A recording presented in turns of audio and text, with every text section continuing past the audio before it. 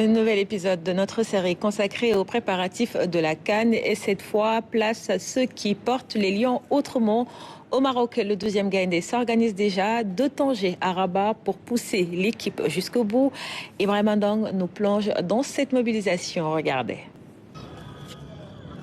D'attaque à quelques semaines du coup d'envoi de la Coupe d'Afrique des Nations, le 12e Gaïndé commence déjà à marquer son territoire au royaume chérifiant. Ils le savent, c'est un rendez-vous continental où presque toutes les grandes équipes vont honorer de leur présence. C'est pourquoi les associations sénégalaises établies au Maroc parlent d'une seule voix pour accompagner les Lions.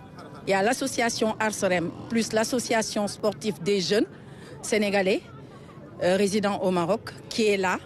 Et nous sommes tous derrière le 12e Gaïndé parce que c'est le Sénégal aujourd'hui qui appelle tout le monde à être derrière le 12e Gaïndé.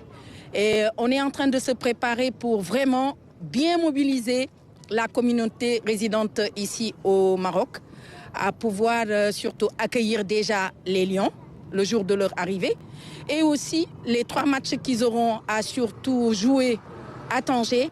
À Tanger, la température commence à monter d'un cran. Et c'est avec ces acrobaties que les supporters nous souhaitent la bienvenue.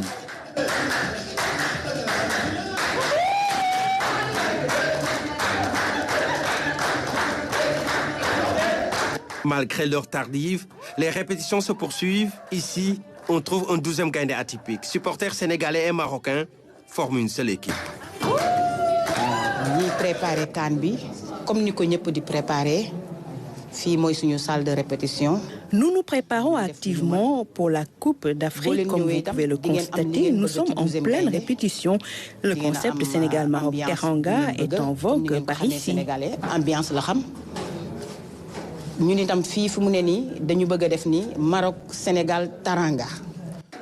Une belle chorégraphie qui renseigne sur le talent des acteurs, mais aussi la symphonie dans l'exécution des pas de danse. Mais comment les responsables ont-ils réussi à travailler ensemble? On a commencé par faire des recherches. On s'est renseigné sur la culture du Sénégal. On s'est assuré aussi de partir sur nos cultures.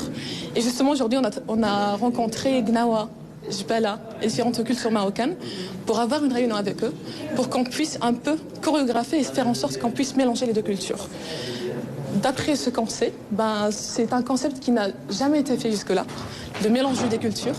On va faire en sorte que ça se mélange même artistiquement parlant et que la présentation et l'objectif ou la vision finale soit l'une de fusion de cultures, montrant que la culture sénégalaise ainsi que la culture marocaine sont faites pour justement fusionner. C'est le symbole d'une belle ouverture d'esprit entre 2 communautés unies par l'histoire. À Tanger, le comité d'accueil est à pied d'œuvre pour faciliter le séjour des Sénégalais pendant la CAN. Nous avons mis en place un comité d'accueil depuis le mois de septembre, un comité qui est constitué de 6 commissions. Il y a la commission communication, il y a la commission restauration, il y a la commission logistique, transport et transfert, il y a la commission économie et finances, il y a également la commission hébergement. Concernant l'hébergement, je peux dire que nous avons commencé également depuis le mois de septembre à parler avec des bailleurs, donc à négocier avec des agences immobilières. Et actuellement, on a à notre actif plus de 250 logements. Voilà, tout goût confondu. Voilà, ceux qui veulent des studios, des appartements, ceux qui veulent des hôtels, ceux qui veulent également des hôtels que ce soit 3 étoiles, 4 étoiles, 5 étoiles. Tout de quoi nécessaire donc pour permettre aux supporters qui vont effectuer le déplacement d'être dans de bonnes conditions au Maroc. En attendant, le 12e Gaïndé est sur la dernière ligne droite pour pousser les Lions à la victoire finale.